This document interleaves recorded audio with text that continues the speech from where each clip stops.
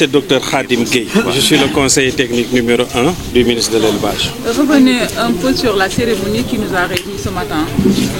C'était une cérémonie qui consacre quelques semaines de formation de spécialistes des maréchaux ferrants, comme on les appelle. Il s'agissait donc de leur remettre au nom de Madame le ministre, avec l'autorisation du gouverneur, leur attestation de formation. Comme vous l'avez remarqué, toute la filière équine était représentée, les propriétaires des chevaux, qui sont les principaux concernés, le CNG, qui sont des utilisateurs aussi, l'administration, les techniciens de l'élevage. Donc c'était ça l'objet de la cérémonie. L'importance de ce renforcement de capacité, c'est quoi exactement? Bon, vous savez, le cheval, il faut d'abord se rappeler que le cheval, quelqu'un l'a dit, je l'ai rappelé dans mon discours également, c'est un peu le moteur du développement rural. Le cheval sert en ville pour le transport, pour les loisirs en ce qui concerne les courses, mais surtout pour l'économie rurale.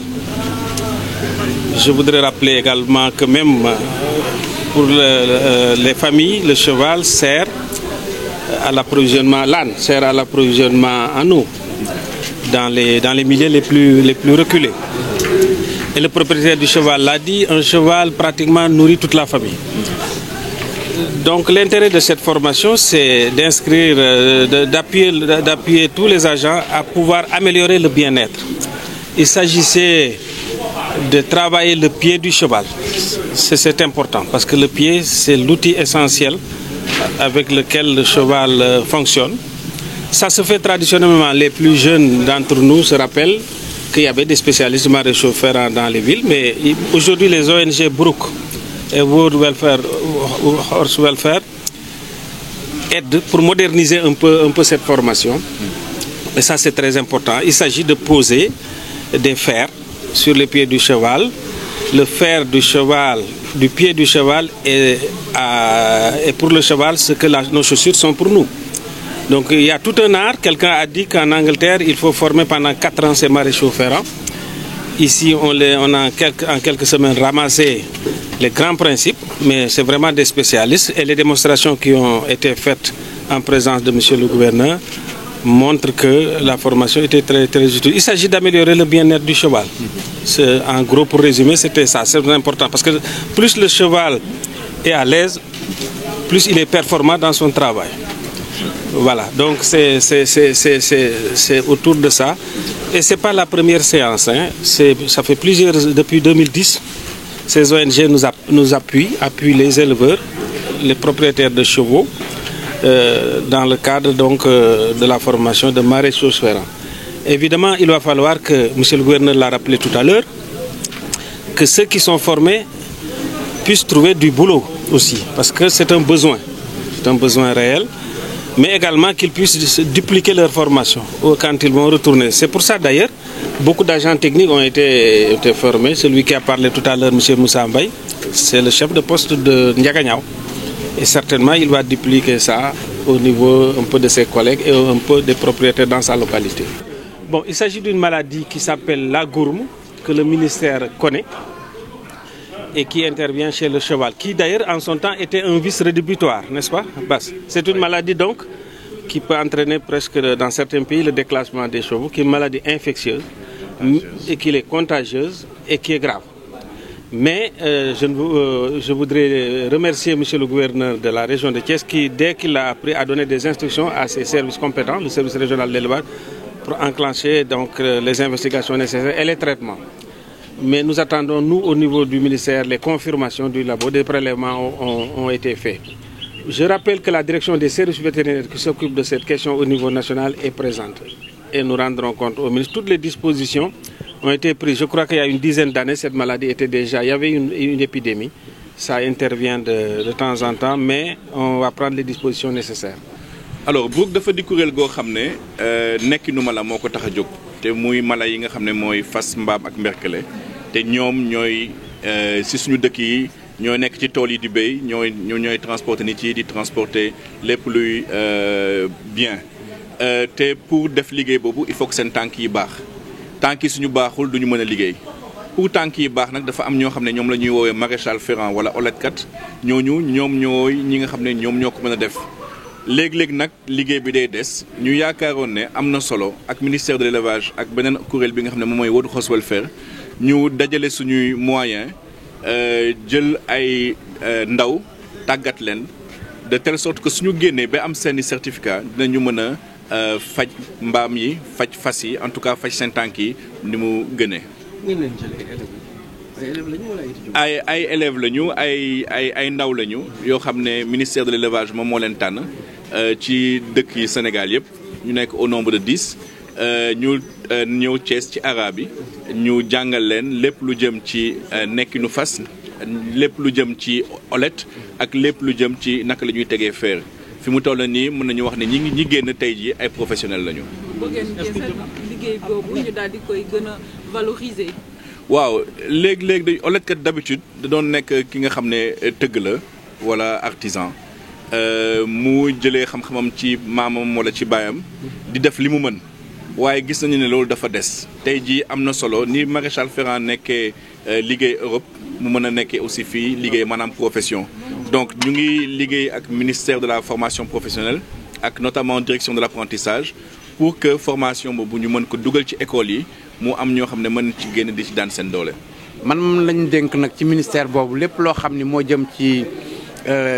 jëmale kanam mala yi xeetoo ak fas ak mbaam. waaw yaakaar naa ni ñi ma jiitu wax nañu solo bi nga xamante ni fas am na ko ci Sénégal wax nañ ni Sénégal am na 550 000 chevaux. am na lu ëpp 450 000 mbaam soo boolee ñaar yooyu muy 1 million équidés yooyu source d'énergie renouvelable la boo xamante ni mbay mi ci Sénégal ci loos mbaam yi ak fas yi la nekk ñoo yor mbay mi ñoo yor transport yi ñooy jokkale luuma yi ak gox yi ñooy yóbbu ñi wopp ñooy yóbbu mbay li ñuy bay ñoom daal mën naa ni fas mooy Sénégal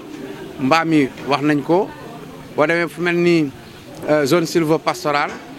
jigéen ñi sonnatuñu seen yaram dëgëratul doxatuñu ba sonn ndax dañuy yéeg ci kaw sareetu mbaam yi dem forage duy ndox ñëw indi wëgg yu ndaw yi nga xam ni mënuñoo dem ak jox aussi nit ñi ndox bu ñu naanee kon mën naa ni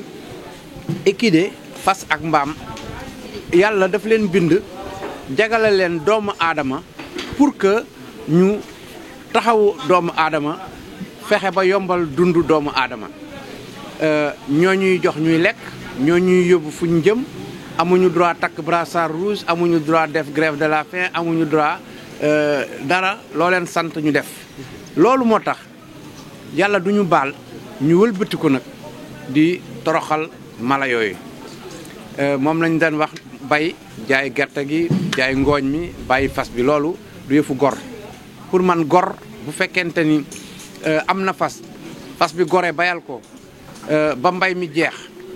yaakaar naa ni bu dee gor la bu dee mi ngi am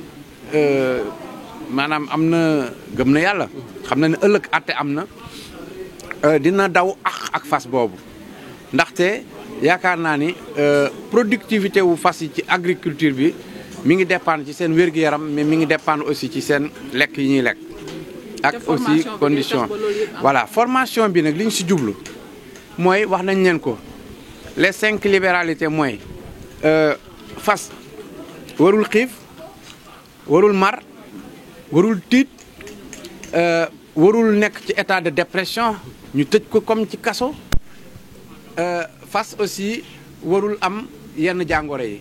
ndox mi ñu koy jox dafa war a laab dafa war a set lekk gi ñu koy jox dafa war a équilibré dafa war a mat war nga ko jox ngooñ jox ko ripaas ak dugub su fekkee am nga ko war nga koy sang war ngay defar béréb bi nga xam ni mooy écurie fa lay fanaan mais fas dafa soxla tamit ay tànkam nga di ko toppatoo ndax bu ñuy wax fas tànk yee tax pas de pied pas de cheval ñu ni nag kon nañu fexe ba xale yi wolet tànk fas yi ñu def jàngal leen métier moomu ndax loolu métier la maréchal ferrant bi nga xamante ni mooy maréchal ferrant wu fas bi gagné 1,8 milliard kooku xam nga day daal di jot une forte contribution un fort appui du propriétaire ñu ni kon dañuy former xale yi ci 8 wala 9 semaines fexe ba ñu am métier wax naa ko le cheval c'est des métiers à apprendre et des emplois à prendre dañ lay jàngal métier pour nga mën a am emploi maanaam nga mën a am liggéey nga dem liggéey pour mën a am loo xamante ni si ngay dundale sa njaboot xale yi nga gis fas bu ñu wala dina fay 3000 suñu xëyee feeg ba ci ngoon gi mën nañoo liggéey lu mat fukki fas fu ci nekk loolu day daal di nekk 30 000 francs par jour booy xool cadre yi am loolu Sénégal bëriwul kon am nañu métier boo xam ni mën na leen permettre ñu am ay revenus yu ñuy dundale seen famille ay revenus yu ñuy participer ci croissance économique réew mi donc maréchaux ferrants yi jàngal nañ leen wolet tànk fas jàngal nañ leen defar feeru fas formation yi jiitu woon daan nañ ci boole ay sellier mooy ñi daan def harnais yi mais gis nañ ni anglais yi nii sénégalais yi daal ay nañu déjà ay waa ngaay ak yeneen waaw wude yi jot a ñëw daal feeñal nañu ak xarañ ci loolu ñu leen daan jàngal defar ay harnais ak defar ay collier ba tax na donc dañu concentré formation bi ci maréchalerie léegi nag wax nañ ko xale yi formé nañ leen am nañ métier mais délégation à l'entrepreneuriat rapide mooy DER 2018 financé na 37 milliards 2019 bi xale yi suñu defaree projet ñëw la DER dina leen financer ñu ubbi atelier maréchalerie jënd matériel di jaay ay fer di wolet tànku fas yi et je pense que loolu naataange lay indi ci biir fas yi